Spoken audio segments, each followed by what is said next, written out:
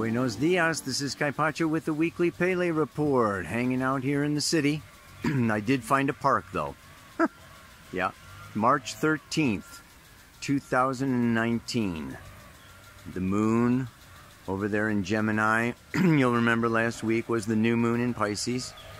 Now she's moved along, moving into Gemini, following on. Tomorrow, we're going to have the first quarter square moon. 90 degrees. I'm going to talk about the 90-degree aspect a little bit here today. That's at 23 degrees, 33 minutes of Gemini, squaring the sun over there in Pisces. Still traveling along with Mercury, you know, coming right along. It conjuncts with Mercury tomorrow, but it's really going on all week. Mercury's going retrograde past that sun, and they're both in square to Jupiter. The sun's exactly square Jupiter today up there in Sagittarius. So we've got a beautiful, you know, Sun, Mercury squaring Jupiter. Just finished that conjunction with Neptune.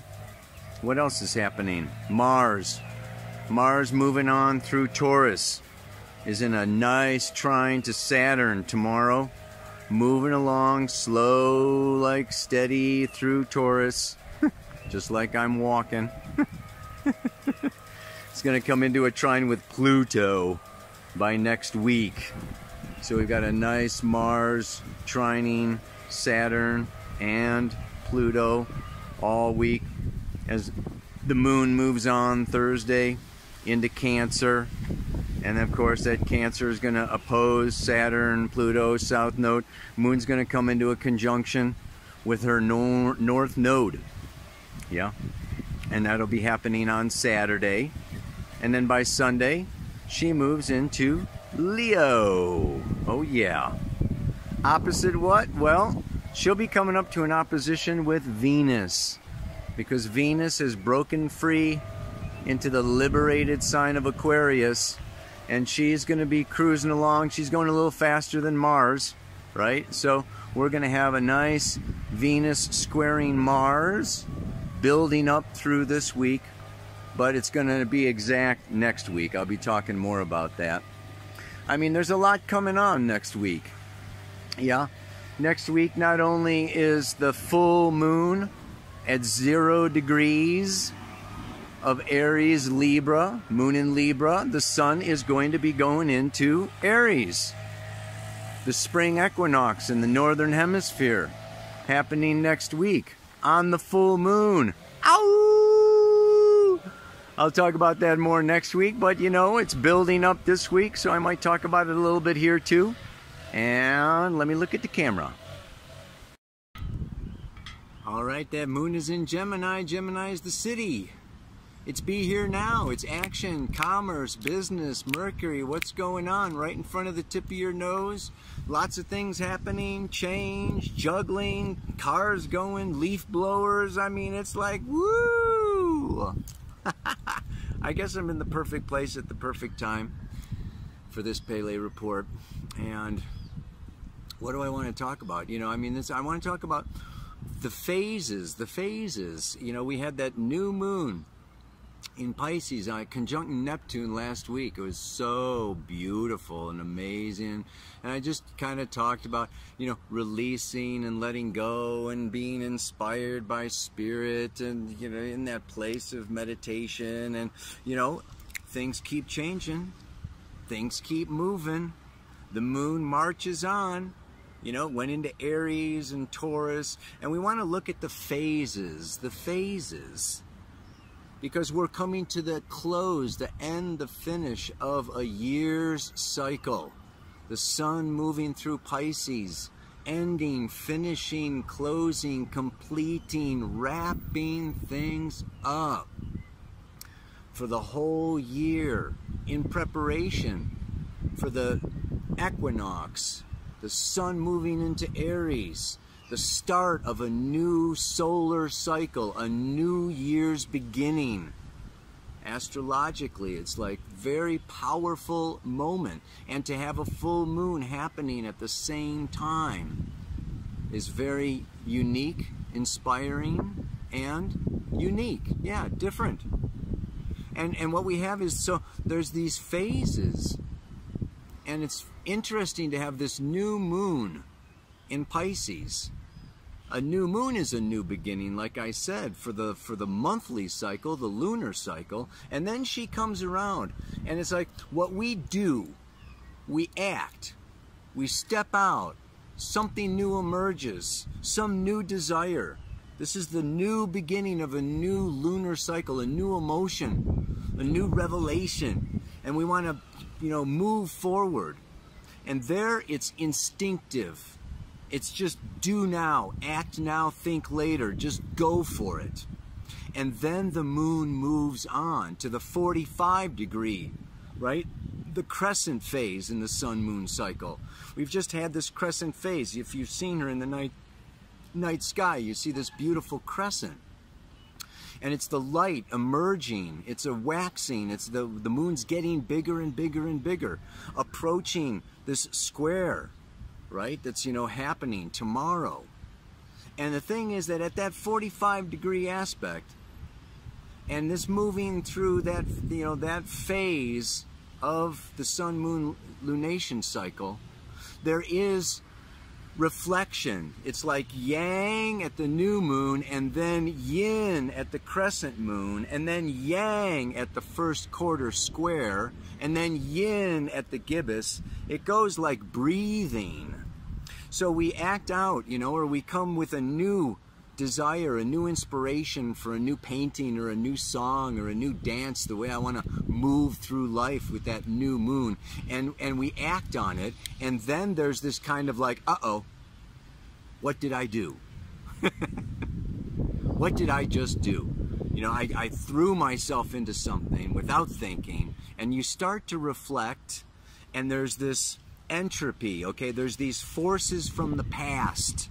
There's these habits, okay, the way that we've always done things, or the friends that we've always had, or the job that, you know, we may not be happy, but we're doing it, and it's providing security, and there's this inner reflection, and this fear can come up of letting go of the past. Like the mantra today, the snake sheds its skin, it gets naked, it's vulnerable. When we let go of the past, we let go of an old identity, an old relationship, an old job, an old situation, and we go into the new. We're vulnerable, we're innocent, we're naive, we don't know what's going to happen. And it can be very unsettling. And then, now, tomorrow, comes this first quarter square, where it's really time, okay, to more consciously, fully, and completely push. Make that push. It's called, Dane Rudhyar called it a crisis in a crisis in action. So the seed needs to break out, break through. This is this first quarter square that we're in right now. And so it's really something that we have this urge, this need at this time to let go of the past, the known, the familiar, and that has also a lot to do particularly with the Sun, retrograde Mercury, squaring Jupiter, conjuncting Neptune, that whole process of disillusionment. Why are we moving on? What are we letting go of in the past? It's because something wasn't working. Our lives were not a true reflection of our future self. So there can also be sorrow. There can also be grief during this lunation cycle. And this inner sense of, yeah, you know, there could be regrets, but I've got to go. Reminds me of that Led Zeppelin song, Moving On or something, you know. It's like, gotta ramble on. I gotta be moving on. And there can be mixed emotions around all of that. That letting go is, like I said, it's kind of scary. It's like, you know, winter, you got these coats on and you're all nice and warm, and then spring comes and it's like you gotta take that coat off, and it's like, oh, you know, there's that moment, right, where you're exposed. You're exposing kind of a new leaf, like a new bud. then this moon moves on, and it's, it's going to go through Cancer, and then it's going to trine. We're going to have that that first 120 degree aspect, but then it's going to come around to the full next week, and that is a culmination. Okay, it's all this kind of inner work now going on is going to again then manifest socially in our relationships and outside, into the world. It's great. I'm actually going to be going to Chichen Itza. I'm going to be watching the snake Kukulkan at exactly the equinox. Okay, the sun rises at a particular place and point where you can watch the snake move down the pyramid and come to Earth. This is like this incarnation from Pisces, okay, into this Aries, and the full moon again. It's like, taking this inner world, and it's time now to come out. It's time to show our new selves. It's time to show our new beliefs, our new realities, our new awarenesses. It's just like moving so far. What was I reading? It was like people today want to be doing what? Pleasure without happiness, happiness without knowledge, knowledge without wisdom. And the other one I was reading, Toni Morrison or something, wrote in the book Beyond, something about, that there's data, and that data, turns into information, and the information turns into knowledge, and the knowledge turns into wisdom. But these things are different. Data is not wisdom, okay? Information is not knowledge. And with Google and with the influx, okay, of movies, videos, social media, articles, Wikipedia, I mean, you've got all this information. Gemini needs to be brought more into knowledge and wisdom, Sagittarius, and this is where Jupiter is now. That's why I said this year is about deciphering what is true. There's so much BS going on.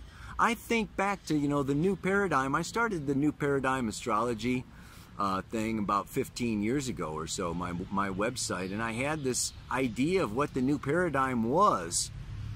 And what I thought the new paradigm was 15 years ago is not what I think the new paradigm is today. Things have changed in the last 15 years. We're putting together a new website. I have to write a new mission statement. I'm wrestling around with just like what new paradigm astrology cooperative is and what the new paradigm is. And it's a fascinating process. What I want to add on is it's not just going from data, information, knowledge, wisdom, but how about going from wisdom to love? Yeah, this is that movement, even from the head to the heart space. And I'd like to imagine that the new paradigm, is actually shifting all this Aquarian science, technology, information, and ways that we can mess with nature into, this new moon in Pisces is listen and be with nature. And receive from the subtle, energetic realms, the etheric realms and the astral realms, these other spiritual worlds, and not just be overwhelmed, overtaken by materialism. Materialistic scientific method that has led us and is leading us more and more and more into the realms of Ahriman, into the realms, okay, of the profane. We can't forget the sacred. We can't remove that sacred. And so this is where the other part of the mantra comes in, to prepare myself to shine. So it's like it's a kind of a simple mantra today, but if you go beyond just the words and you go into the feeling of it, that there is this letting go, but then that letting go is only part of a process, part of an evolutionary process, towards manifesting our full potential as a spiritual human being, connecting the divine with the temporal, connecting the infinite with the present. So it's really something. It's a good time to be very aware of where you are and who you are with and what you are exposing yourself to during these psychically sensitive times. Okay, this is a time, this sun moving through Pisces, where it's like our boundaries are down, our walls are down, our immune systems are down, and we're open psychically. The heart, boom. Look at that. They drive down the streets selling eggs, man. Selling all kinds of stuff. Just loudspeakers. It's not so much around noise pollution here in Costa Rica, man. It's not at that place yet. So yeah, watch out where you are and what's going in those ears, whether you understand it or whether you hear it or whether you're listening or not. Whether you're listening or not, guess what? You're absorbing your surroundings. Subconsciously and unconsciously. So what you want to do is consciously set up the beautiful artistic space.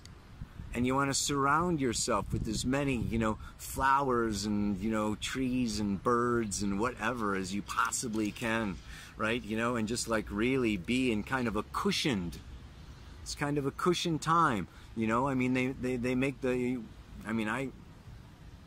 we had our kids at home, but, now they're even making, the rooms in the hospitals at least have, some cushions. My daughter had her baby in the hospital, and it was just like, whoa, surrounded with this, this machine and that machine, and wired up here and wired up there, and the electronic bed, and this is like, oh man, we are getting more and more removed from the natural cycles, and we need to take extra care, consciousness, and caution during these times to really, boom, shine our light into the darkness, shine our light. We create this new paradigm, and if we don't create the new paradigm, some weird paradigm is going to create us. That's what I'm talking about, right?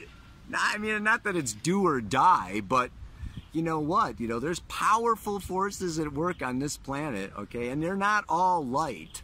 There's a lot of madness going on around here, baby. Ow!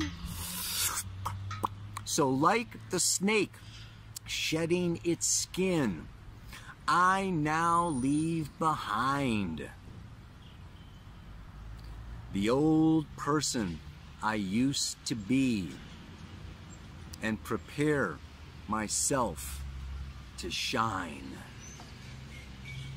Be good to do an inner reflection, retrograde Mercury, and just, feel into that old person and in a loving way release that old, fearful, limited, suppressed person and say goodbye, because spring is coming. The equinox is coming. Aries is coming. And it's time to let go of the old and prepare ourselves to charge into the new. Yeah! Like the snake shedding its skin, I now leave behind the old person I used to be and prepare myself to shine. May you shine on, you crazy diamond. Namaste. Aloha. So much love. Ow!